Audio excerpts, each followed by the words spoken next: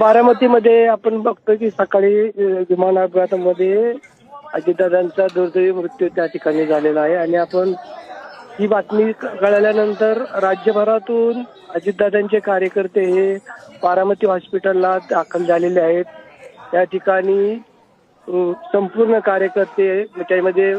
राजकीय व्यक्तींनी पदाधिकाऱ्यांनी त्या ठिकाणी भेट दिली, त्यांच्या पार्थिव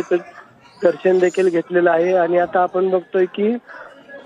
शासकीय वैद्यकीय महाविद्यालयामधून त्यांचं पार्थिव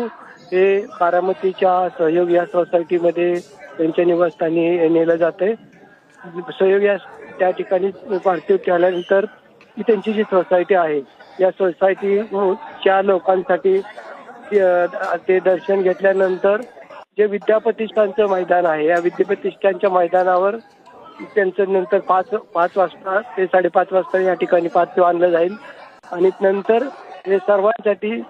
ते पार्थिव दर्शनासाठी ठेवलं जाणार आहे आणि उद्या याच विद्याप्रतिष्ठानच्या मैदानावर हे अंत्यसंस्कार करण्यात येणार असल्याची आपल्याला माहिती मिळते। सध्या विद्याप्रतिष्ठानच्या मैदानावर या ठिकाणी 2 असे तंबू ठोकण्यात आलेले आहेत, एक टेबल ठेवण्यात आलेला आहे आणि पार्थिव आल्यानंतर त्या ठिकाणी पार्थिव ठेवून सर्वांसाठी दर्शनासाठी खुलं केलं जाणार आहे। पण